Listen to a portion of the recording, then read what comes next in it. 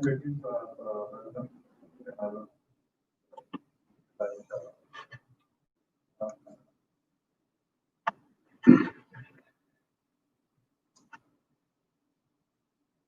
alaikum wa rahmatullahi wa barakatuh. Inshallah, we're waiting for many of the parents to join. We'll give them a couple more minutes to join, inshallah, and then we'll get started. Just a couple more minutes, inshallah, we'll get started. Salam.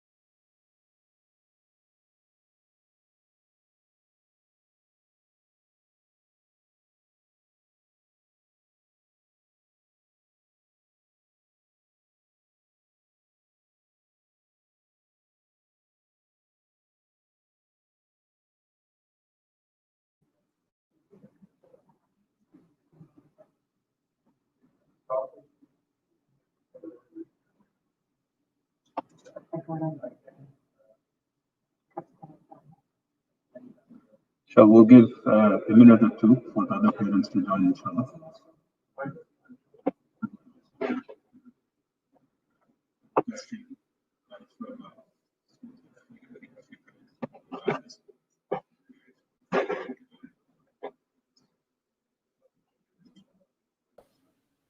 Okay.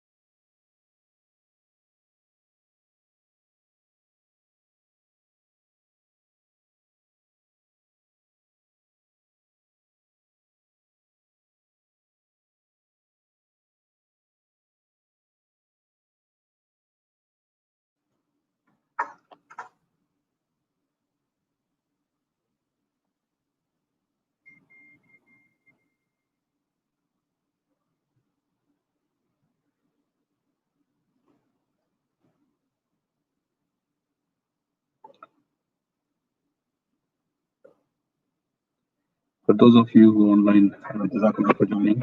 And thank you for your patience.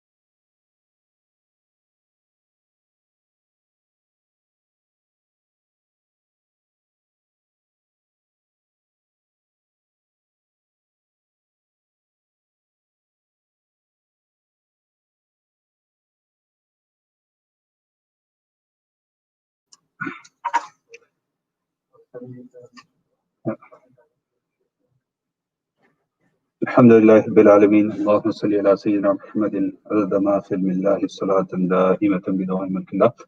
Assalamu alaikum wa rahmatullahi wa barakatuh. Special thanks to all the parents who have come here in person and also the parents who have joined us over the weekend. I know we are going through unprecedented times and a lot of uncertainties. But inshallah, hopefully collectively, we make effort and have tawakkul on Allah subhanahu wa ta'ala. And as everybody's trying to figure out the best way out at the personal level, the family level, at the institution, community level, alhamdulillah, we are trying to do the same with the help of parents, staff members, community, and everybody. So what we are presenting in front of you is basically a plan for the first marking period for this school year, because we feel like it's very difficult to come up with a plan for the whole of the school year, as things are very uncertain and things are changing pretty much on a daily basis. So this plan that we'll be presenting is for the first marking period, which starts in September and ends in early November. Inshallah, as we go along, we will keep evaluating things, and as things change on the ground, inshallah, we will start tweaking it, inshallah. You know, if you can. So this is our agenda today. We'll just kind of quickly go through the context and how we have come up with this plan, what has gone into this, the data points, and the overall plan, and then go in a little bit detail on the ECL and lower elementary. And then also for those students who will be coming on campus, because we do have one on campus as we have communicated earlier in an email, and so we'll talk about some health and safety measures. And for those who will be opting for the remote learning, so we'll talk a little bit about the remote learning and some of the enhancements that we have made compared to the previous school year. And the other thing, inshallah, we'll kind of go through is the last one, which is we want to have some type of orientation for the parents, even for those who have opted in for remote learning. Last school year, it was a little easier because we had to go to remote learning in the last quarter of the school. By then, the students and teachers had already developed a good bond. So the teacher knows the student knows the teacher. So when the teacher was teaching online, it was much easier for the kids to connect with the teacher. But unfortunately, this year, as we start the new school year, there are new students, new teachers. So even for those who are opting in to take the remote learning option, we will, inshallah, have some type of orientation session in person, obviously with all the social distancing norms and everything in place. So in this way, the students and teachers know each other, they get to bond with each other, inshallah. So that's the agenda, inshallah. Our hope is that we'll kind of quickly run through these slides and then have enough time for question and answers. And if you have any questions, please, hold on to your questions. It's quite possible that they might get answered by the slides that we'll be presenting later. If not, then inshallah, we'll definitely answer those questions. So you go to the next slide, An-Noor.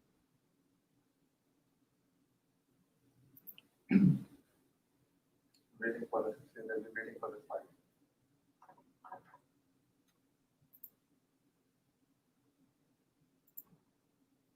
Do you share your slides as well? Is it being shared? I don't see it. Oh. Let me share the screen.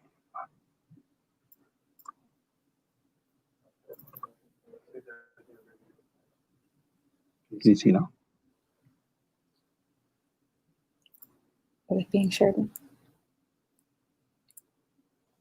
We're just kind of pulling up the slide deck. Just give us a minute, please. It's on. Right. Yeah. You can go back to the previous slide, person. Yeah. So as I was mentioning, this is kind of the agenda that we want to kind of quickly run through. As I mentioned, we'll go through these slides rather quickly. If you have any questions, please hold on to your questions, and inshallah we'll answer them at the end. So to just give you a little bit of context, as I mentioned earlier, we are trying to kind of make sense of the current situation and do the best that we can. These are some of the data points what we have considered in coming up with this plan, right? So we very actively reviewed the guidelines that are issued by the state and local authorities, and they are kind of changing pretty much on a regular basis. And then we also kind of sent out a survey to the parents, asking how comfortable they are in coming to school and having online options, and also asked for the feedback that how we can improve either option. And then we did the same thing with our staff as well, because staff is a very key stakeholder in this whole process. We want to make sure that we hear from them and also incorporate any suggestions that they had. And then we also had feedback from the community. As you all know, school is an integral part of MCMC community. So we share this campus with the masjid, with the center that we have here. So the masjid is, mashallah, open for salah and Jummah and other activities. So masjid also have a crisis committee. So we were very active in communicating with them and sharing our plans with them, because we will be sharing the campus with the masjid. And also the other big thing that we had to look into is the capacity of the school itself. So once you talk about the social distancing norms and 6 feet distance, and also the hallways, making them one way. So there are a lot of other limitations, especially from the space perspective. So these are all the factors that we taken into consideration in coming up with this plan. And so inshallah, Sister Nora will walk us through the details of the plan. And inshallah, after we have gone through the slides, inshallah, we will have question and answer sessions.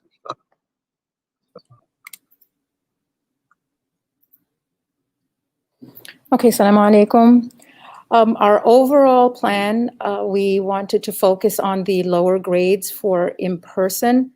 So we're giving parents the opportunity for ECL, early childhood learning, which includes grades preschool, pre-K, and kindergarten. We will have an on-campus learning option and a remote learning option. So parents have a choice to choose one or the other. For the elementary grades, it'll be grades 1 and 2, first and second grade. We'll also have a remote learning option or an in-person on-campus learning option for some of the subjects, for English, science, math, social studies, and Arabic, and parents will have the choice to sign up for either or. For the survey and the research has found that for the upper grades, remote learning is possible and it is effective. So we are going to keep grades 3 through 12 and the Dar al-Huda grades remote learning only.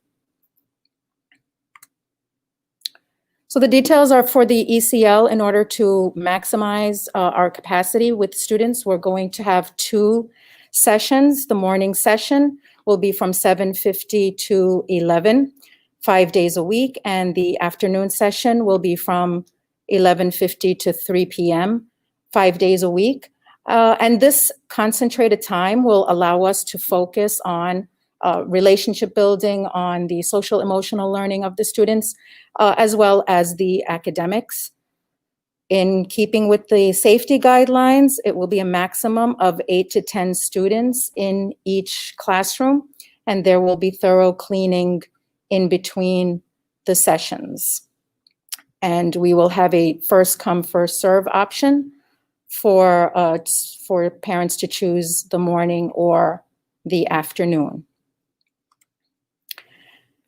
There's also the remote learning option. That will be online instruction, and it'll be conducted from 10 to 11:30. So that's about an hour and a half of focused instruction, which again, what research is recommending, that would be just about the right time for that, the time duration for that age group, 5 days a week. So they are still, it is still a way for them to keep up with a lot of the academics and having that relationship with the teacher. For the students who are remote learning, of course, the hour and a half, but then there'll also be other activities that they can do independently via print material, digital instruction, and we will also provide those students at home with manipulatives like the shape tiles, the blocks, the alphabet cards, so they're also able to have some kinesthetic manipulatives to help them develop their academics. For the lower elementary, first and second grade, we are going to have 1 session in the morning of 7:50 to 11, which again gives us a chance to really focus, concentrate those 3 hours on the academics. It will be math, science, ELA, social studies, and Arabic. And then in the afternoon, the teachers will tend to the remote learning part for the students who are home full-time. And in addition, Islamic studies, Quran, IT, and PE will be taught remotely. We will also have a maximum of 8 to 10 students in each classroom. And we will have a first come, first serve option for parents who elect to bring their students on campus. For the lower elementary, the remote learning option will be available for all instruction for all subjects. There will be a requirement for students to attend online classes, so it will be a mix of online classes, and it will not be live streamed. So I know that some classes or some schools will just project the camera into the classroom for the school, for the at-home students to do that. This has not been proven effective because there is very little engagement with students who are at home. So this is why we are dedicating the afternoon. So the teachers for first and second grade will be dedicated to the remote learning students at home. So it will be a different system. So they will be required to attend online classes, but again, this will be in line with the screen time that is recommended for that age group, in addition, of course, to the other independent activities. So it's not going to be streamed to the class. And we will be doing that by, we are getting a new learning management system. For those of you who were with us last year, we did use Google Classroom, which was very good and very effective. However, the school has invested money in another program called Schoology. It is an application, a learning management system, and it does work with Google Classroom, and it does provide a much easier and more effective interface for students, for parents, for teachers, and to provide that higher engagement that we want to focus on this year. And the Schoology will be available to all students, not just the remote. So it will be for all students too, to enhance the students who are coming on campus.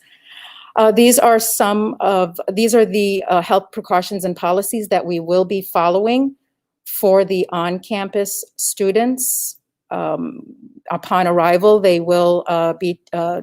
students will be taken, have their temperature taken, as well as teachers and everyone, all the staff that is in the building.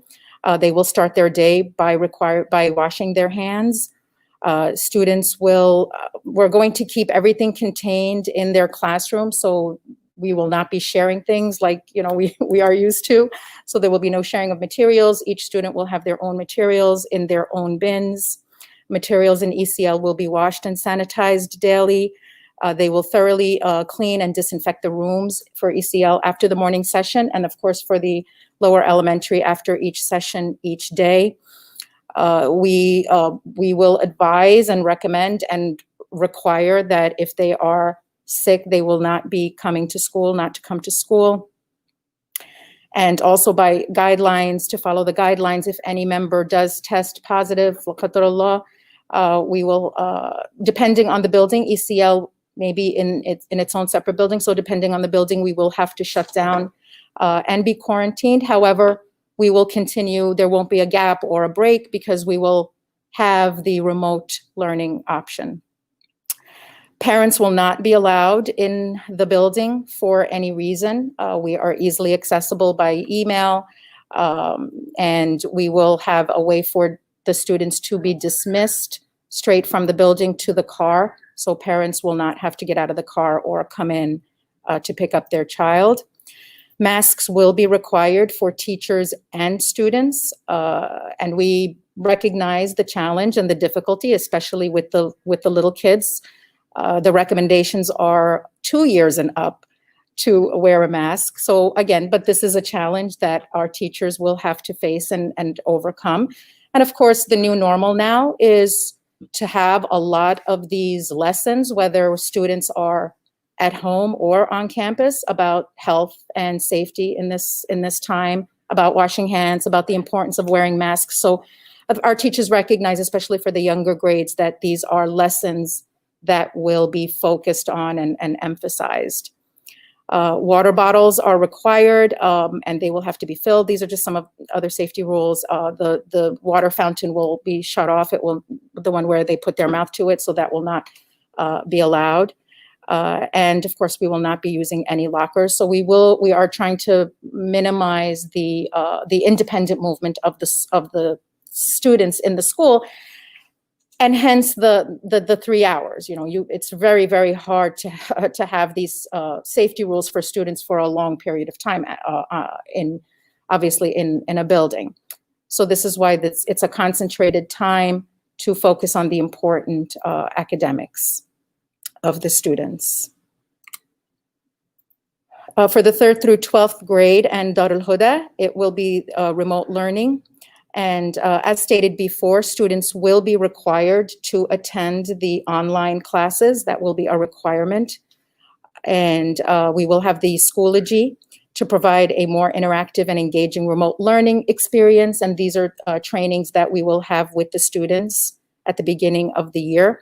We're also we are also going to be getting an Arabic online program for 3rd through 12th grade to also help with Arabic and help it be a lot more interactive in learning that language. And for Dar al-Huda students, it will mimic the classroom. We will have that sustained teacher-led HEVS time. So it will be very little independent time during the day. They will be monitored by their HEVS teacher for the duration of the HEVS classes. We are working very hard to have a student orientation. Inshallah, we will have an in-person student orientation session, whether parents pick a on-campus or a remote option, because we believe, of course, and research has shown that meeting the teacher, just like Brother Sami said, at fourth quarter, the teachers knew the students knew the teachers. So it's very important that they at some point meet in person. So we are planning that, inshallah, and it will be communicated. Of course, the challenge is not having big gatherings, but at the same time having that quality time, especially for the younger students, to get to know the teacher a little bit. So inshallah, we will be communicating that plan very, very soon. So we'll open up for question and answers, and obviously we'll give the priority to the parents who are here. And then for those of you who have joined us online, you can inshallah post the question in the chat box that we have on the YouTube channel. And then inshallah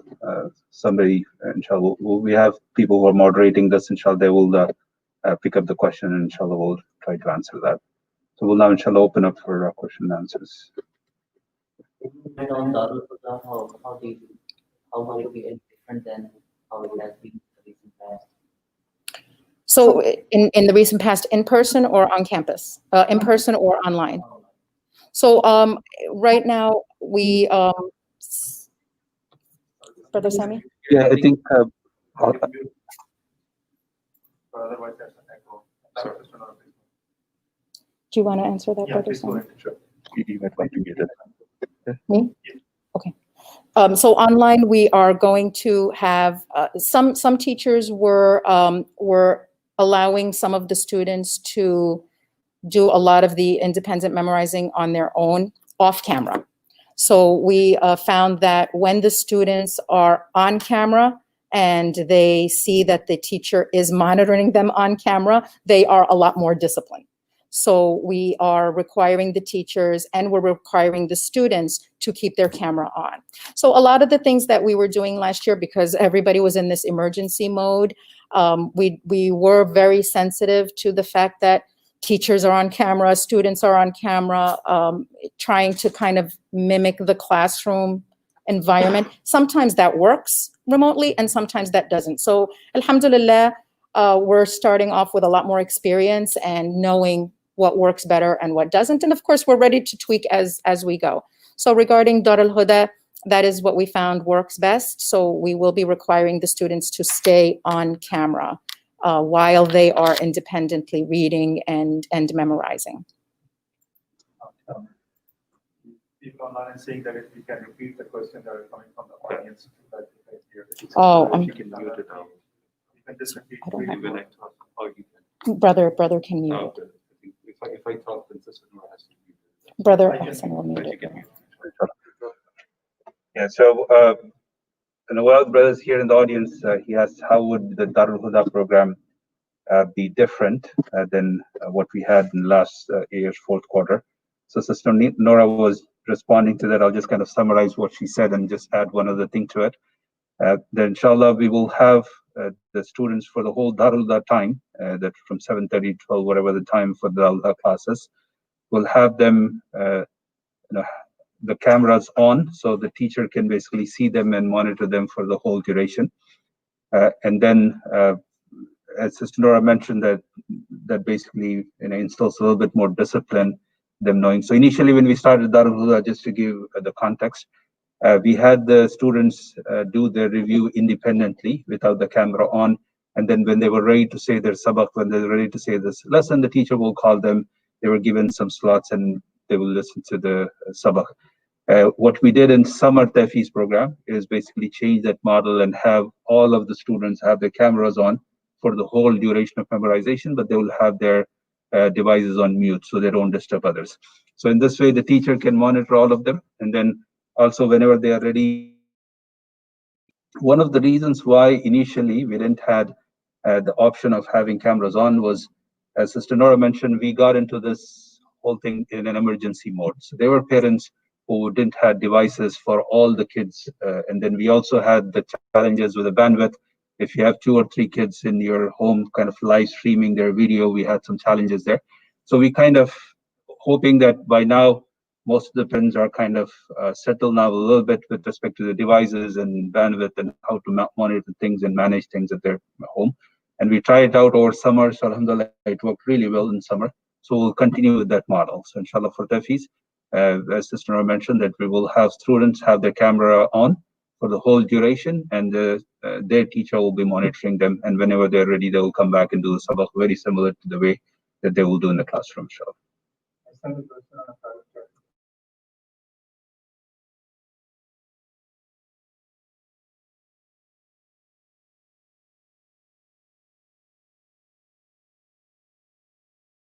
So it says since grade 3 and above will be online only, so can we have some concession and fees?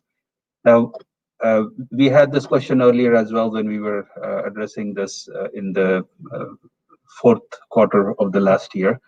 It is very difficult for us to change the fee structure because when you really look at the expenses of the school, really haven't changed much. We have staff salaries and other things.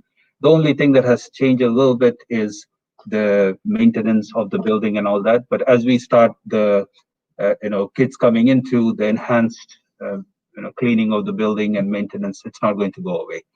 So from our perspective, if you really look at overall operations of the school, nothing has significantly changed from our expense perspective. And the other thing we are hoping that, as I mentioned, this is more kind of a quarter 1 type of arrangement. We are hoping that inshallah, as things get better, we'll inshallah try to get in our full mode. So at this point, we do not have any plans to change the fee structure as such.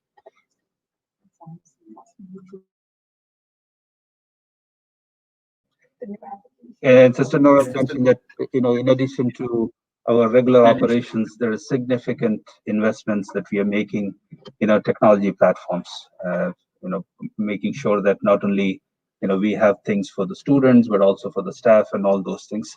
But again, as I mentioned, we are not seeing this as a very long-term disruption in the way the school will be operating.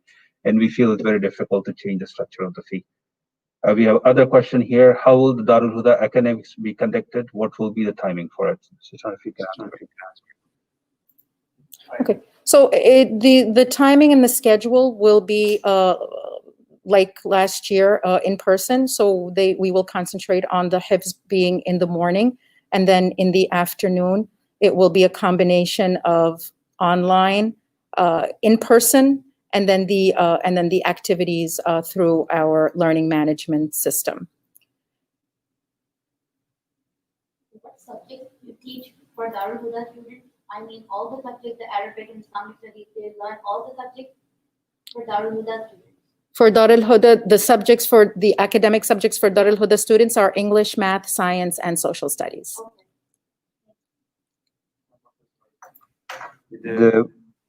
The next question is, if we choose hybrid learning option, can we choose full remote learning later? So if you're choosing on campus and then you would like to go to remote later, that is a possibility, but it will have to be an official transfer. We cannot sustain parents going back and forth because, like I said, it's two different systems. So we would like to concentrate with the student on either or.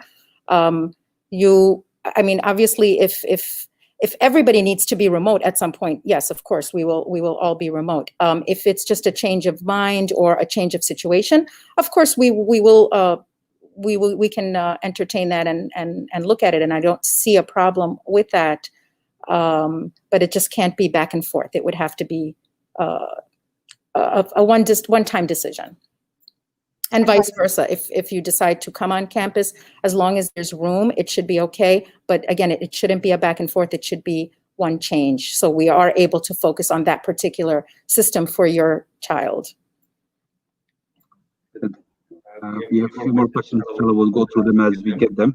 One other thing, just to add to what An-Noor mentioned about switching between online and remote learning.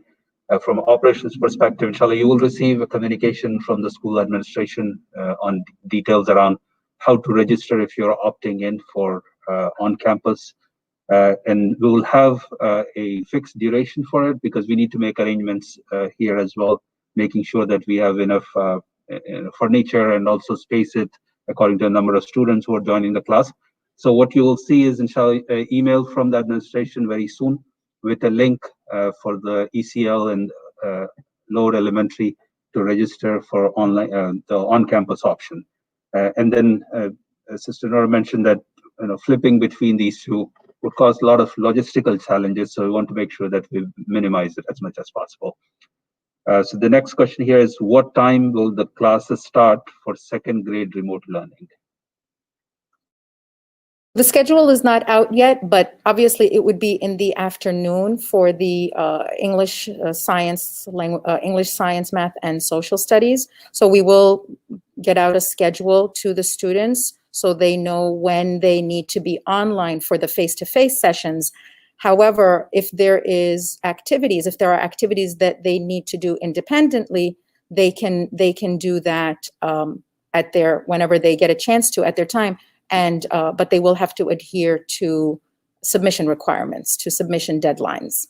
So as long as there is no face-to-face schedule for them that particular day or that particular time, they can do the activities. But there will be Islamic studies and PE and Quran.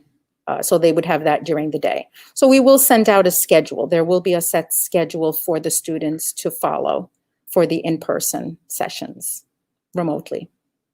The next question that we have here is regarding orientation. When do you think you will start scheduling these sessions? After Labor Day, or are you planning to be done with all orientations before the start of the school session? So we plan to have the orientation sessions done before Labor Day. This is our plan because we would like to get started with the instruction as soon as possible. So that's the plan, inshallah, before Labor Day. So the next question is, for working parents, it is difficult to work with kids to finish their homework and classwork before 4, which is the due time for all the classes. Can we please work on this and allow more time for the kids? Yeah. Okay. So for last year, the due date was 4 o'clock, and for most of the activities, unless otherwise specified by the teacher, and the teachers were instructed that they can give you a new due date after 4. So they can't specify before 4. So 4 was the maximum time, but they can extend it depending on the activity. And the reason we did that was because we do want teachers to have the time to give that work feedback. So it's when we give activities, they are purposeful activities. They are activities that will further the development of that particular skill. So it's not just a particular activity done for the sake of doing it or for the sake of students being busy. So every activity is done and teachers are required to give some sort of feedback, to look at it. So if you have students, some of our teachers have upwards of 100 students, so it's very important that these activities are done on time, so the teachers have the time to look at it and give that feedback to the student. Now, these activities, like I said, I mean, they could be checking for understanding worksheets, things that are normally done in the classroom. So they really shouldn't take time. If it is an extended project, if it is something that is particularly long, teachers will give an extension. And parents, if for some reason, just like in regular school, if for some reason there was something that prevented the student from doing it, if it was a particularly busy day that day, we are very understanding. Our teachers are very flexible. What we want to make sure that the student is doing it so they don't lose any learning time. Our goal is not to make it frustrating for the student or the parent. So if an email, I'm sorry, we were just very busy today, or, can he please do it tomorrow? That is not a problem. The problem is when it becomes a pattern. So that's the problem. And again, we are always reevaluating. We're always reevaluating the type of work that students are given independently. We're evaluating the purpose of the work that is given independently, and inshallah, that is tweaked as we go. Can I just, so, like I said before, that the remote learning, it was an emergency, and alhamdulillah, I think we were very effective. All the schools were in the same boat. So starting off, inshallah, in a remote setting, we do not want students to lose any instruction.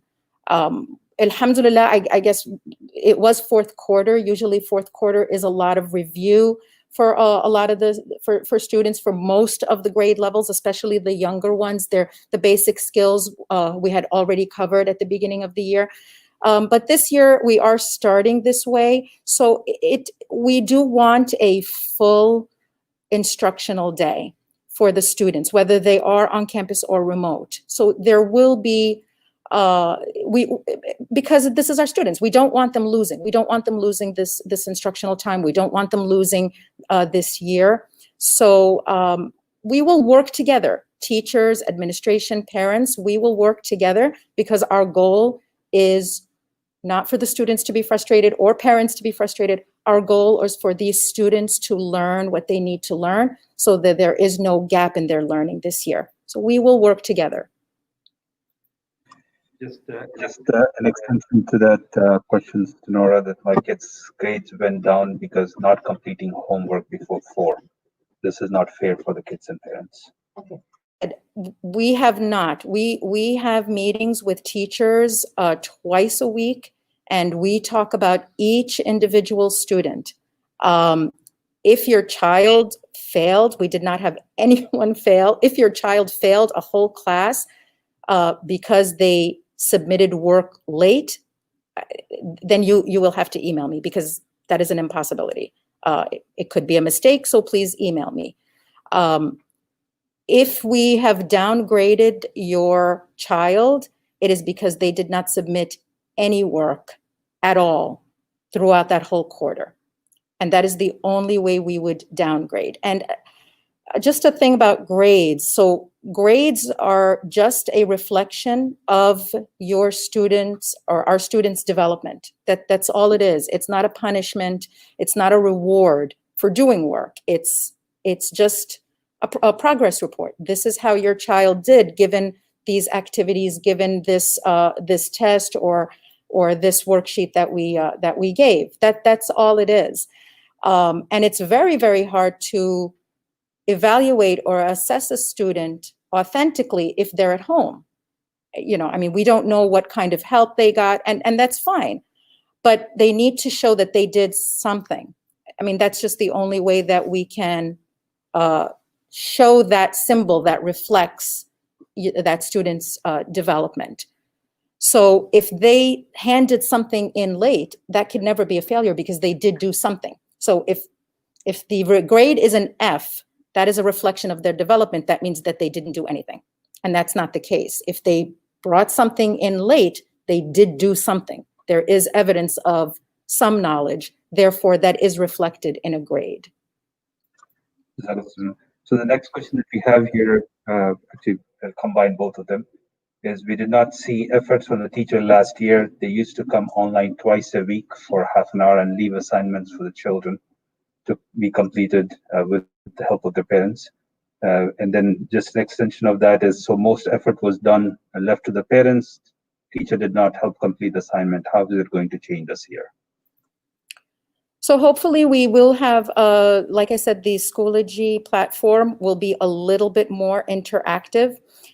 We did send a survey last year, and like Brother Sammy and I alluded to at the beginning of the quarter, we were trying to see what would be the most effective way to teach remotely, whether it's what is the right balance between independent work that the students can do and the actual screen time, and whether teachers can translate exactly what they do in the classroom remotely. So this is a very, very challenging balance to strike.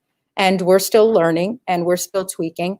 So inshallah for this year, and also the survey, it showed that parents did not want a lot of screen time. So again, we took that into consideration, but what's going to change this year is that we also took the research that has been done, albeit it's little research because we are all thrown in this situation.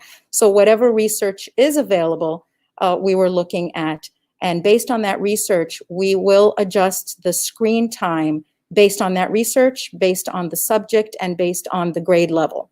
So the teacher will have that screen time, but there also will be some measure of independent work.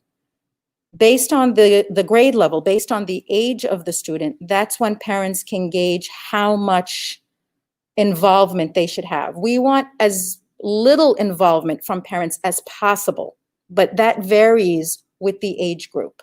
So for example, for third grade and up or fourth grade and up, once they learn how to navigate the device, there should be minimal involvement from parents. When I say minimal, I'm talking in terms of actually explaining work. You should be on top of your kids, just like if they were on campus. You know, did you do your homework? Let me see your homework. There should be, of course, some involvement, but we're not next to their child. I mean, you know, we have kids navigating computers in kindergarten. So once they learn how to navigate that device, once they learn the routines about when to go on in person, when to submit an activity, that hurdle we're going to all have to work together on. But once that's passed, there should be little involvement in terms of explaining things. For the younger grades, it might be a little bit more, which also I think as parents we do. I mean, we sit with our younger kids and we go over the letters, we go over surahs, we do that as parents anyway. The fact that they're remote might be a little bit more involvement maybe than usual, but these are just some of the things that we're going to change. We're also going to, last year we did say that online instruction, in-person instruction was not required. We are requiring it this year. So students will have to meet the teacher at some point.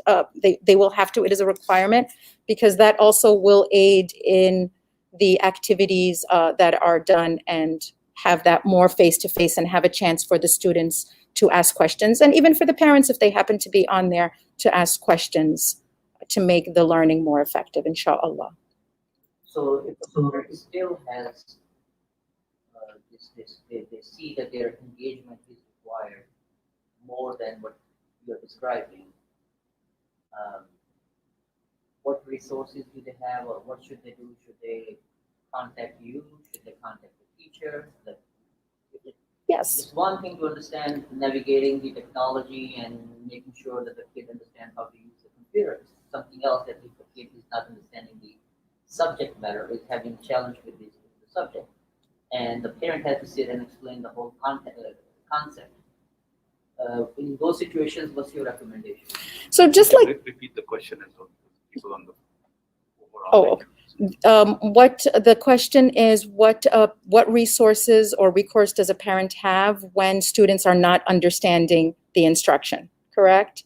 And just like on campus, just like in-person instruction, our teachers are available. So an email, now in person, we were available for meetings at any time. You can come in and talk to the teacher about any difficulties that your child may be having.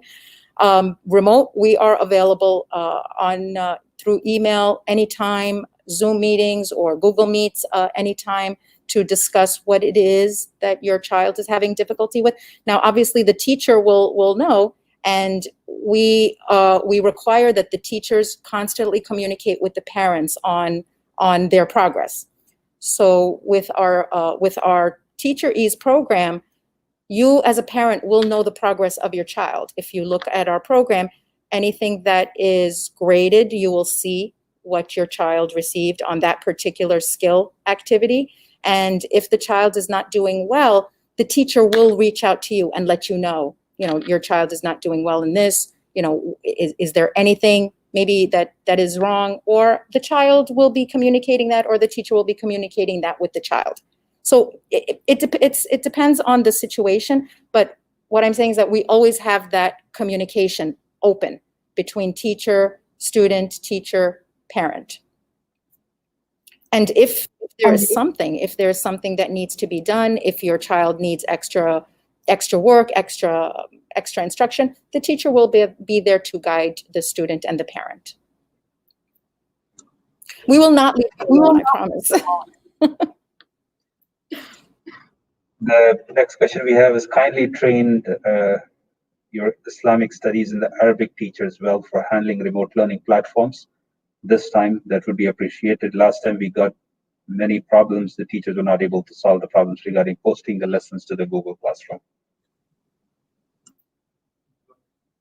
Yes.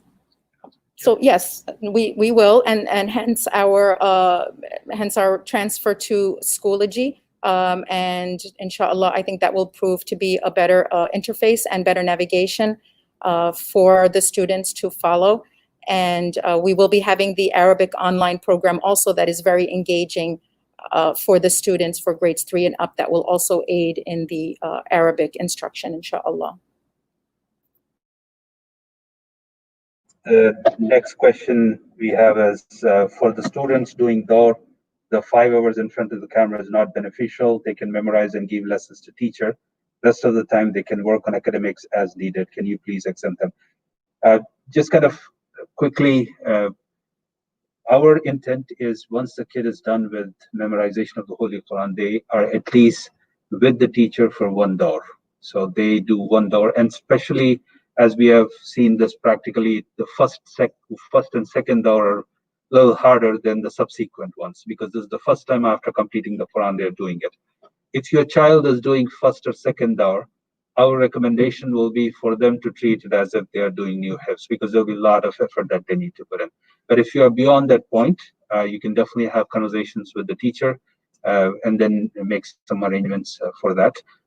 And again, for those who have done 2 or 3 Dawrs, that's one of the reasons why we have tweaked the program. Rather than having it from 3rd to 8th grade, we have reduced it to 3rd to 7th, exactly for that reason, because we observed that most of our students were finishing their hifz in 5th and 6th grade, and 7th grade was enough for them to do the Dawr, and that's why we shifted them into academics in the 8th grade. But again, Tahfiz is a very student-specific scenario. It's not like a 2nd grade, 3rd grade moving ahead. Every student moves at a different pace. So our recommendation would be that if they are in the 1st and 2nd Dawr, let them do the Dawr as if they're memorizing it, because that's kind of very critical for the long time retention of what they memorize. But if it is beyond that, then you can definitely have conversations with your teacher, inshallah. There's another one here. When the Darul Huda Jalsa ceremony is scheduled, we were told the date will be communicated. However, no email was communicated. Again, we had a very kind of brief online program because we wanted to make sure that we recognize the kids as close as possible to the time that they finish their memorization. It's a very big achievement for them, so which we did. What we feel is the true value of Jalsa is when you really do it in person. Doing it online would be kind of very similar to what we have already done. So that's basically, we were hoping that things will stabilize much quicker than they have, and then we'll be able to have something in person soon. That's the reason why you haven't heard from us from the timing perspective. But our intent is, if possible, to have it in person once things kind of settle down. So that's why you didn't hear the date. But hopefully, inshallah, as we progress, as things settle down, inshallah, we'll announce the date. So that, is it possible for Darul Huda students have on-site classes at least once or twice a week in small groups? At this point, we haven't thought about it, given our the way we want to do it is, as they say, crawl, walk, run. We don't want to open up things really broadly, and then if something fails, then you have to shut down everything. So we want to make sure that we take this next 2 or 3 months more kind of a learning opportunity with smaller groups.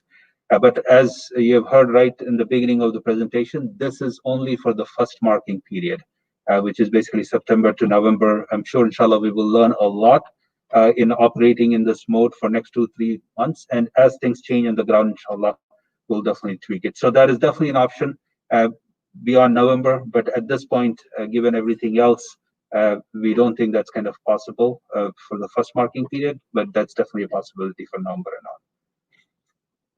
So the next question that we have here is, teachers should be available during school time to answer any questions, but teachers were not responding timely. Nora, you want to? So if it's an email to the teacher, we require teachers to answer the email within 24 hours. So they cannot do it right away because they are busy planning and they are busy with other instruction. So if the teacher did not answer within 24 hours, please feel free to email me. I'm sure there's something or some situation going on. But please, our emails are available, and we try as much as we can to get back to parents, no matter what the question is, as soon as possible, but within 24 hours, inshallah.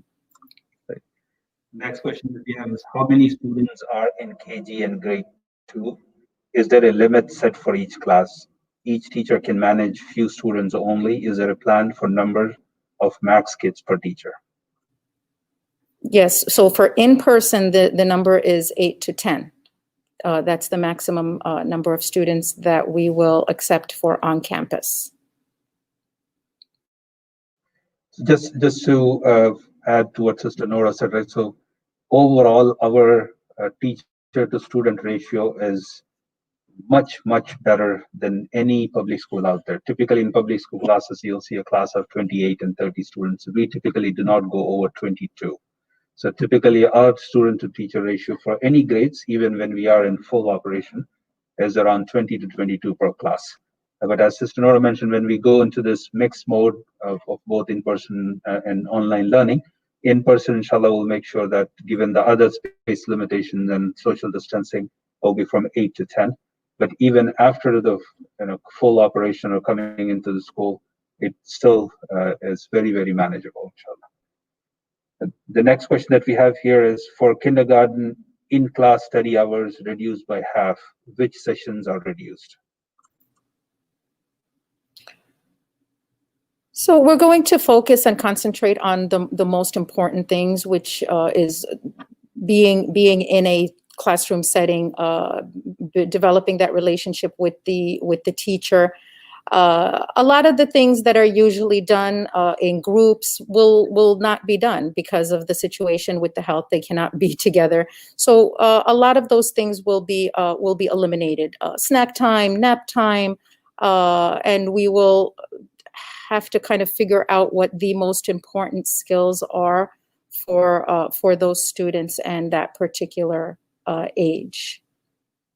So the next question we have is, how do we tell the administration if we want kids to attend the school rather remote learning?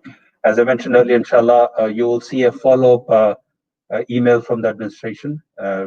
You'll also see the copy of the slide deck. And then inshallah, you'll have links to register your kids, especially the ECL first and second graders for on-school registration. As Sister Noor has mentioned during the presentation, it will be on a first come, first serve basis. So we'll inshallah leave the registration up there for the parents for a very defined period of time, because we don't want to leave it open, because we need those numbers to start making arrangements for the school year. So inshallah, you will see an email with the link to register there, inshallah. And then the next question here is, how many students will be with Darul Huda teacher in one class? As I mentioned earlier, for our academics class, we have a limit of on an average 20 to 22 kids per teacher, and for Tafis, we roughly have it between 10 to 11 per student, and that's basically what an average Tafis teacher can handle. The next question we have is, will teacher be available to reply on Google Classroom during school time? Last time it was a huge problem. If a student was stuck with any assignment, he had to wait until teacher replies. So again, if we're remote, so if the teacher is not on and sees that question, then obviously there won't be a reply. But my solution is that if something is impeding the student, like lack of total understanding of how to complete something, and they did not get a reply from the teacher, and the student did not complete that because there is no reply, that's fine. He can email, or the student or the parent can email the teacher, I'm sorry, I didn't understand this, and this is why I didn't do it. And we will be very, very flexible with that. So the teacher will extend the assignment for that student after explaining it. So I'm assuring parents that one assignment, because they didn't understand it, is not going to make or break the student's grade or their progress. What the problem becomes a bigger issue is when there is a pattern of students never doing the work. This is the bigger problem. And this is what we do not want. But our teachers are extremely flexible, because like I said, our goal is for the student to learn and not to get punished because they did not do an assignment. Okay. And just to add to what Sister Noor mentioned, especially from staff perspective, as we parents and students are trying to learn how to navigate this, the teachers are also learning how to navigate this. It's not that they were experts on teaching online, then all of a sudden they started teaching. So as we are kind of trying to figure out what the best way of doing things from administration perspective, students perspective, parents perspective, similarly, staff is doing the same thing. So we are hoping that, given that now we have a good 3 months of experience under our belt, things will inshallah hopefully be smoother. And as Sister Noor mentioned, the other thing is, we are not in a normal mode. I think we need to make sure that we set these expectations, that we are not like we were last September last year. So it will not be that way. Things will be different, right? So as she mentioned, will we be able to do everything that we were doing in September? Probably not, right? So now we have, based on our experience, based on research, based on how we are seeing things working, there will be tweaks that will be made. So like reduction in school hours, and just kind of looking at something that is very kind of important in terms of concepts and taking it forward. So one other thing that I would say is, yes, there are definitely opportunities for improvement, but from the staff perspective, I can tell you, based on what I hear from the community members, the parents, and everybody, our staff has done exceptionally well in this situation. They are public schools that didn't have even a single live session. All they did was, here's the homework packet, come back next Friday and submit whatever you want to submit, right? So alhamdulillah, teachers were very quick to adapt to the new ways of working. But again, as I said, always there is room for improvement. And again, we need to set our expectations that we are not operating in a normal mode. So hopefully, inshallah, the learnings that we had from the last quarter will definitely help. There are new tools that we are putting in place that definitely help, and experience on part of parents, inshallah, that will also help in terms of communication. So hopefully, we're hoping, inshallah, things will definitely much better than what we were having in Q4 of last year, the quarter 4 of last year, inshallah. The next question we have is, do students get homework for academics? This is for Darul Huda students. Yes, they will get, so homework right now, homework and classwork, it's all home, right? So it's all homework now. So the process is that if the student is online with the teacher in a face-to-face session with the teacher, that's as if they were in class. So anything that is learned, anything that students need to do will be done at that time, and they won't have extra homework for that particular time. If it's a day where they do not meet the schedule, they do not have a face-to-face with that particular student for academics, they most likely will have something. So like take, for example, math. I mean, math, they have a practice math to do every day. We can agree or disagree on the amount of time done, but something like math, something like reading, Darul Huda students will have, I would anticipate, something to do every day regarding that. I understand the ongoing challenge of Darul Huda students with the amount of work. We do try to take that into consideration, like we always do. However, I'm going to reiterate that being a Darul Huda student is not a typical student. They are not typical students.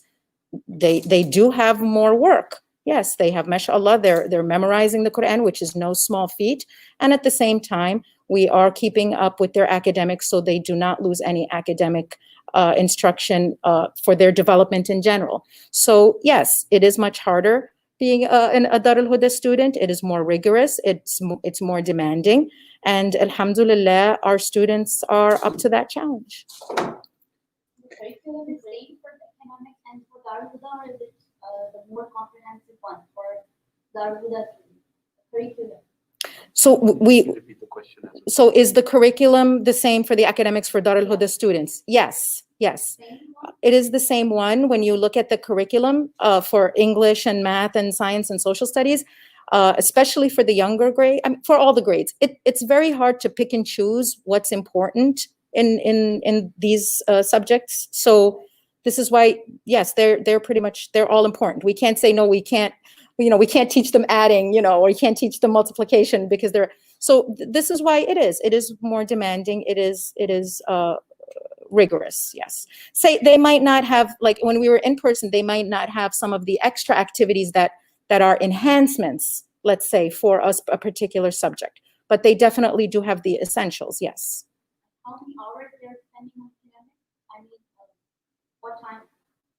So in person, when we were on campus, it was the rest of the afternoon. They would have the Darul Huda in the morning, so it was about 4 hours, and then the rest of the time academics. So it will be a proportion of that remotely also. Is there any way to distinguish like the Darul Huda Academy and the regular classes? Like we're the first comer, we don't really know that much about this. Would you distinguish this thing? I'm sorry, can you repeat that question? Like the Darul Huda Academy or Darul Huda Hifz and the regular An-Noor Academy. So is there any two different branches or? I think the question here is whether I asked if Darul Huda and An-Noor, how are they different, the two branches? And I think we just realized that we also have the parents who are going in Darul Huda for the first time, because these are the new parents. So what we will do, inshallah, there will be a separate session for the orientation for Darul Huda. So inshallah, that gives you a very detailed lay of the land of how this class schedule is, and from timing perspective and academics and homework and all those things, inshallah. So we'll definitely have a separate session. Typically what we do is for the new parents who are coming into Darul Huda in the 3rd grade especially, before the school starts, inshallah, we'll have a separate session just focus on them to explain the whole process and procedure of how doing it, inshallah. So you will start from 3rd grade? Like our Yes. is coming to the 2nd grade. That's Darul Huda starts from 3rd grade. So Darul Huda starts from 3rd grade to 7th grade. Yeah. So, and for those who are getting into third grade this year who are new to the Al-Huda program, inshallah, we'll have an orientation session for them, inshallah. One other thing to just add, as I mentioned earlier about the staff, then when we were having on-campus instructions, the Sister Nora and the assistant principal and the head of the departments typically go around and they sit in the class and they observe the teachers. And inshallah, we will continue. We are continuing to do that, and we will continue to do that. So it's not that teachers are on their own, and then the students are on their own, and kind of if there are challenges administration is not aware of. So there are multiple things that have been put in place.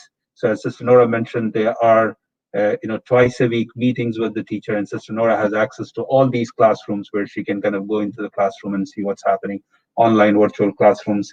And then similarly, all the assistant principals and others.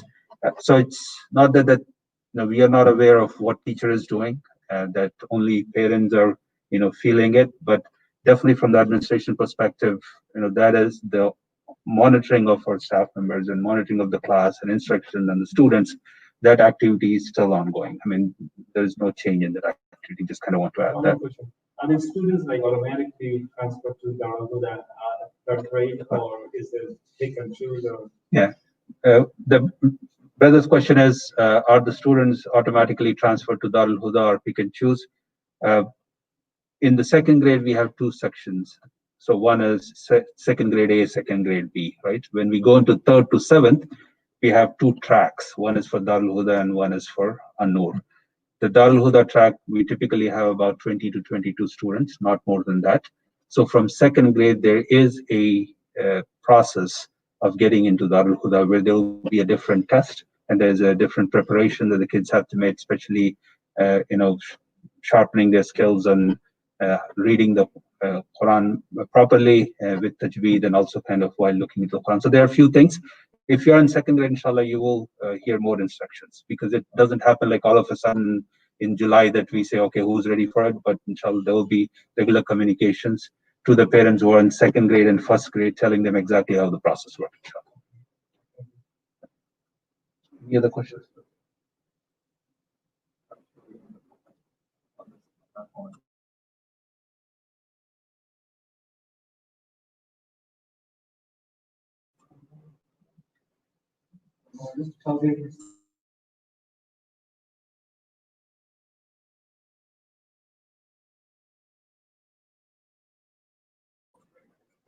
So the brother here, his question is, if the student does not get into Darul Huda in the third grade, will they be able to get into Darul Huda in the fourth or fifth grade?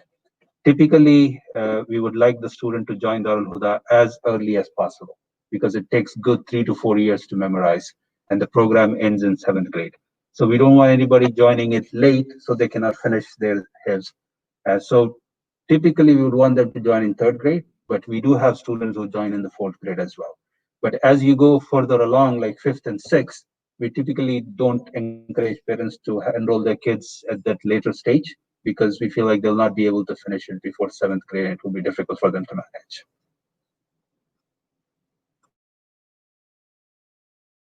All right. Next question is, if we choose campus learning option before, can we switch to remote learning later? So, Yes, you can, if there are situations or circumstances that would where you need to do that. But like I said before, we will not allow the switching of back and forth. So if for some reason you need to go back, you need to go to remote, we will allow that, but we cannot have parents go back and forth, because that would make it difficult for the teacher to concentrate and focus on one system of instruction.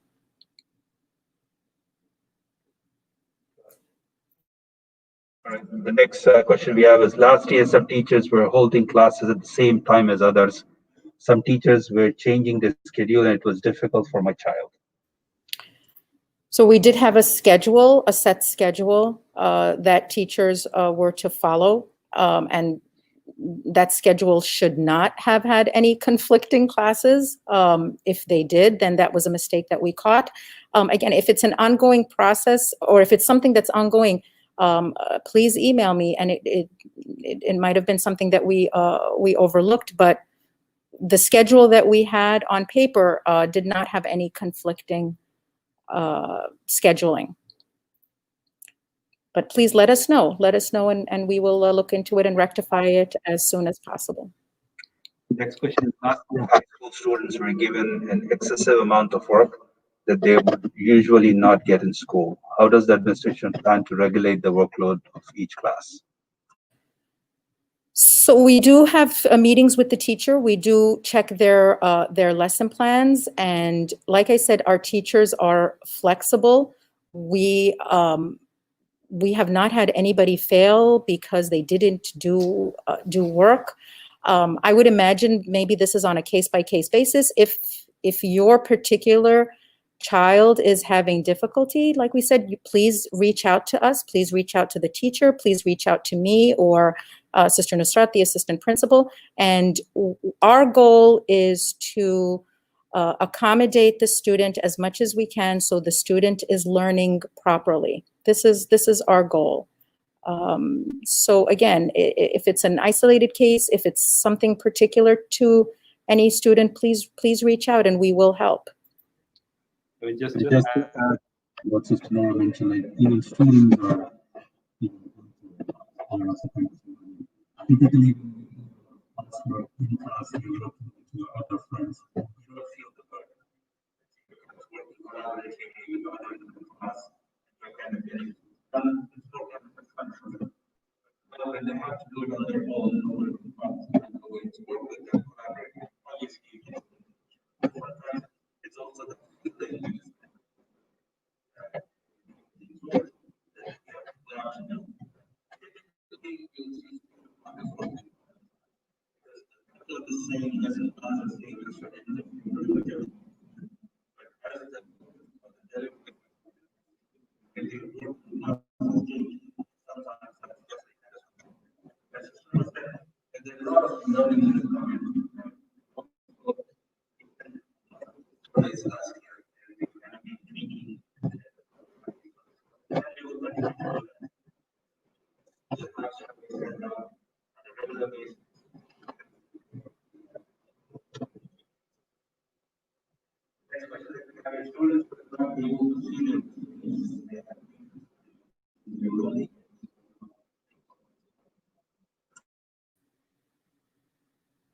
So teachers are required to let them know. I mean, if it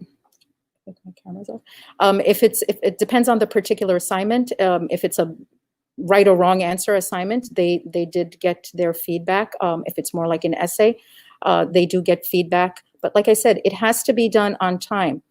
If the assignment is not done on time, or if there was no legitimate reason for it to be late, or for this teacher to give an extension, it's very hard for a teacher to give feedback. So, you know, we had many examples where students were giving in all the work that they were supposed to give in towards the end of the quarter because now they wanted a grade. And obviously this is very difficult for the teacher. You know, a teacher now has all these papers to grade at once and be expected to give feedback. So in a situation like that, no, I'm sorry, you know, the quality of the feedback is not going to be, and it's not going to be as effective as if the student is paced the way that the teacher is recommending. And again, if a student is not handing in something, the parents know. The teachers will automatically send an email to the parent that your student, your child did not submit this particular assignment, or that the child did not score this particular score on a test. And usually we cut it off at 70%. So if a student did not got less than 70%, the parent is notified. You are not left in the dark. So parents are given that ability to know exactly how how their student is performing. It is not a surprise once you get the report card. So please use these resources that are available to parents, and they email you too. The next question is, also the students could directly see their teacher.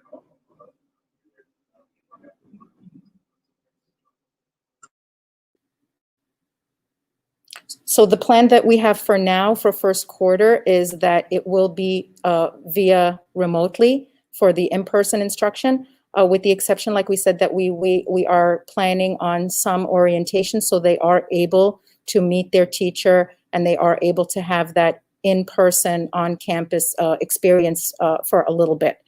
Other than that, for first quarter, unless things drastically change, it will be remote. Next question is, could you please share the email and phone contact where communication can be exchanged?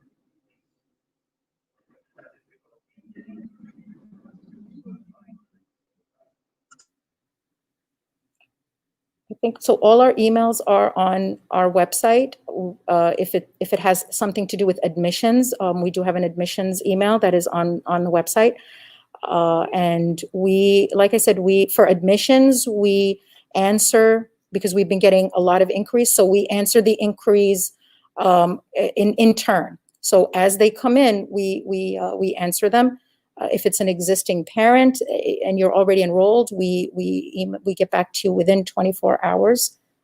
So if you do, for some reason, if you do not hear from us, please, we implore you to send an email, send another email. Just with things are, going on, a lot of parents would come and visit us. Typically right now, we would be downstairs, we would be in the office, we would be available in person, and a lot of that is helpful. But now that everything is remote, the emails might get a little overwhelming. So I implore you, please just email us again, and I promise we will get back to you. The next question is, last school year doing online learning gym classes with waste of time.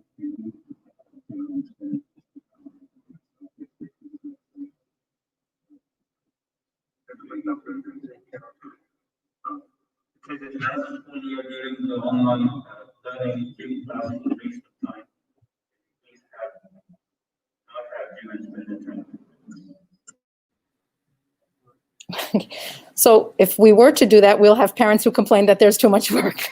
Okay, so what we're trying to do is strike a balance between academics, between other activities that are non-academic in nature but very important, like physical education.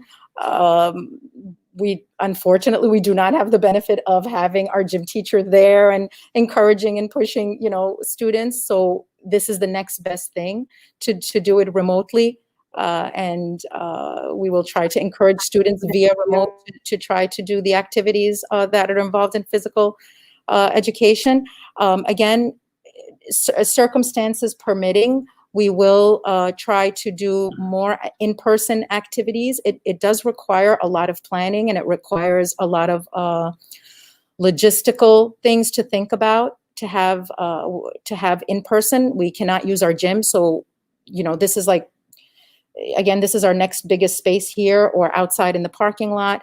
But again, if students come in, it would have to be in smaller groups. So we will, inshallah, try to do more in-person activities for gym, and maybe have that throughout the year, or at least when the weather gets better. However, physical education remotely is important. I mean, they're home all day. We're home all day. So if somebody is going to encourage you and threaten you with a grade that's on your transcript to get up and moving, I think that's very, very important for our students and for ourselves. Just to add, for depending on which grade your child does, physical education is a subject that is graded, so you will see that on your transcripts, right? It's something that is required.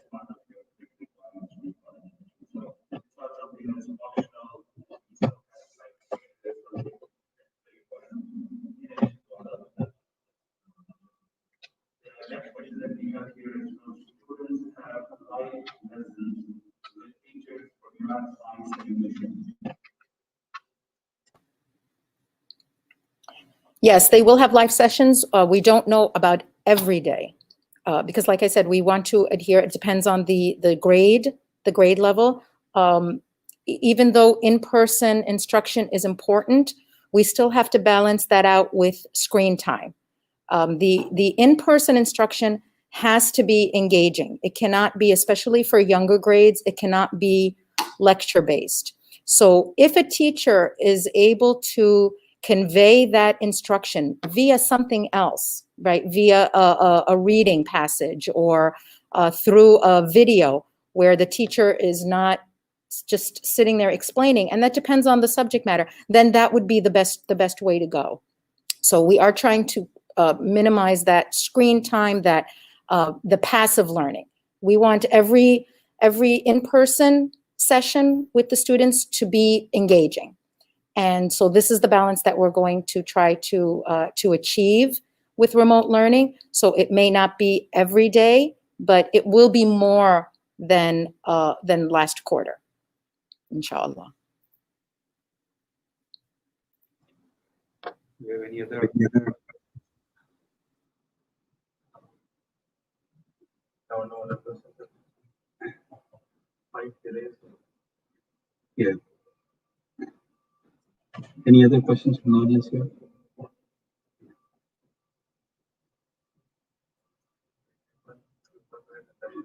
Yeah.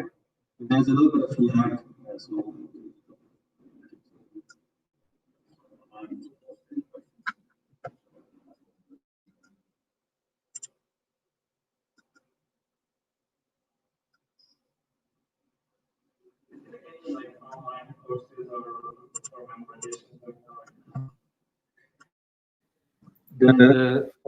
the question.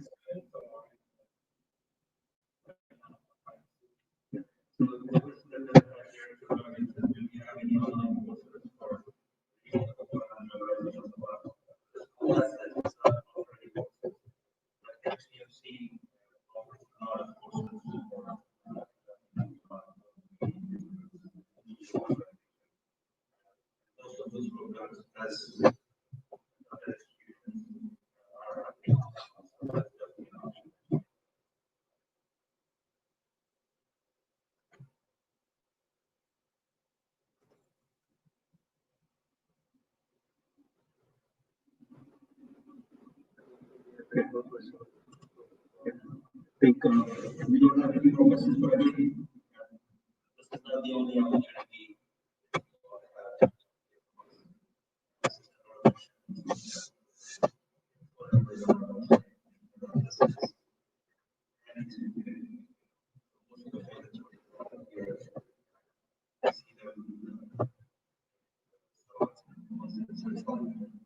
All these options open, and as we get closer to school,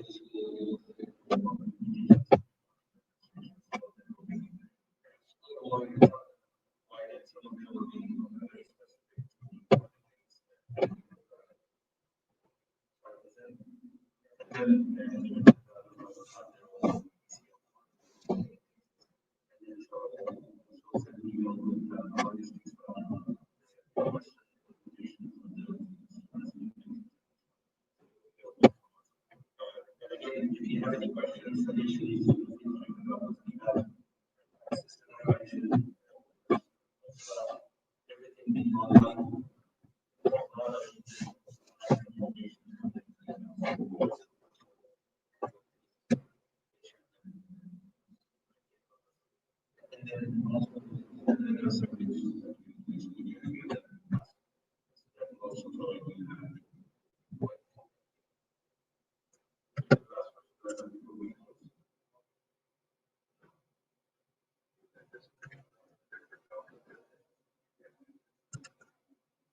don't have any